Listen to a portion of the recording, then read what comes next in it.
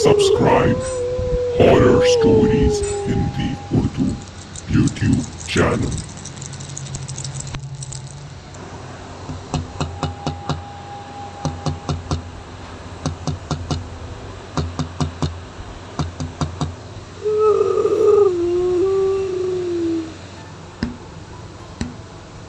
आकांक्षा पेशे से fashion designer थी।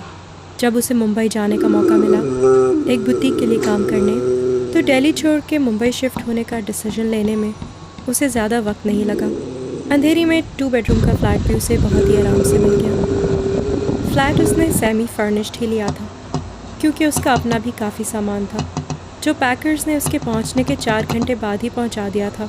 पूरा दिन तो सामान को अनपैक करने में ही चला गया, लेकिन उसके बावजूद भी काम कंप्लीट नहीं हुआ। बाकी का सामान उसने अनपैक कर लिया और फिर दूसरे कमरे में सोने चली गई। दिन भर थके होने की वजह से अभी आकांक्षा की आंख लगी ही थी कि उसने एक आवाज़ सुनी, जो उस कमरे से आ रही थी जहां अनपैक्ड सामान रखा था।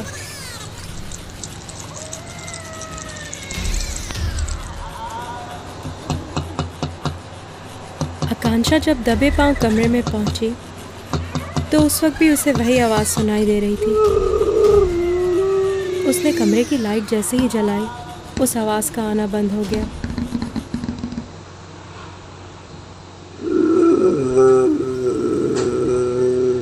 आकांक्षा को लगा कि जो कुछ भी हुआ वो उसका वहम था, इसलिए उसने कमरे की लाइट दोबारा बंद कर दी। पर जैसे ही उसने लाइट ऑफ की, वो आवाज़ दोबारा से उसके कानों में गूंजने लगी। उस वक्त आकांक्षा को यकीन हो गया कि ये उसका वहम नहीं हो सकता। आकांक्षा ने कमरे की लाइट दोबारा जलाई और अपनी नज़र कमरे के चारों तरफ दौड़ाई। फिर अचानक न जाने उसको क्या सूझी कि उसने सामान के सारे बबल रैप्स निकाल के कमरे के बाहर रखे डस्टबिन में फेंक दिए।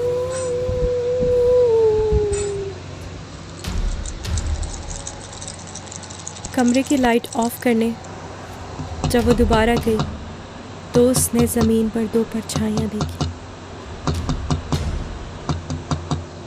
जिनमें से एक परछाई चलते हुए कमरे से बाहर चली गई।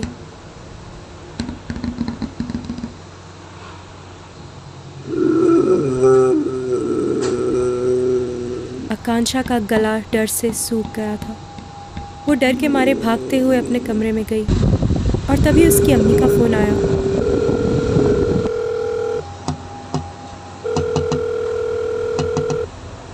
नेटवर्क में शायद कोई प्रॉब्लम होगी, इसलिए 3-4 बार कॉल ड्रॉप हुई और उसके बाद जाके माँ से बात हो पाई।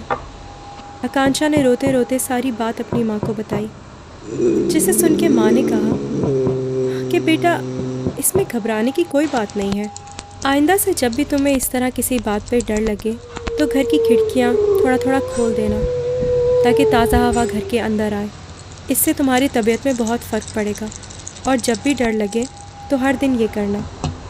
काफ़ी देर अपनी माँ से बात करने के बाद आकांक्षा को भी दिल ही दिल में थोड़ा सुकून मिला और उसकी आंखों में हल्की हल्की नींद बढ़ने लगी थी। तभी उसने फ़ोन रखा और सोने चली गई। अभी रात इतनी ज़्यादा नहीं हुई थी, सिर्फ 11 ही बजे थे।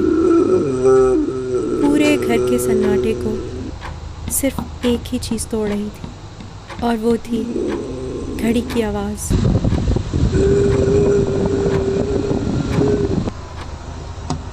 कि ठीक उसी वक्त घर की डोरबेल बजी। आकांक्षा डरी हुई तो थी और सोच रही थी कि क्या पता कौन हो दरवाजे पर। यही सोच के वो दरवाजे तक गई। घर में सिक्योरिटी सिस्टम इंस्टॉल था।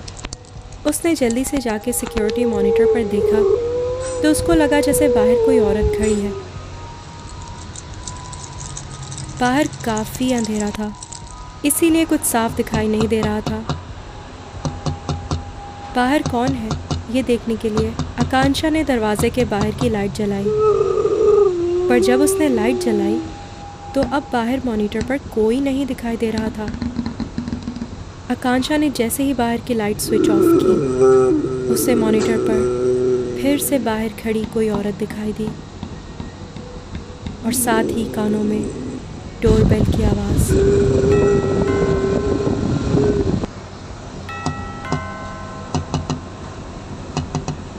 आकांक्षा को तो जैसे 440 वोल्ट का झटका लगा हो। वो तो वहाँ से हिल ही नहीं पा रही थी और बस पागलों की तरह उस मॉनिटर को देखे जा रही थी हैरानी से। अब डोरबेल के साथ साथ ज़ोर ज़ोर से किसी के दरवाजे को खटखटाने की आवाज़ भी आकांक्षा के कानों में गूंज रही थी, पर पूरी कोशिश के बावजूद भी वो वहाँ से हिल नहीं पा रही थी। आकांक्षा का ध्यान तब हटा जब उसके पॉकेट में रखा फ़ोन अचानक बजने लगा।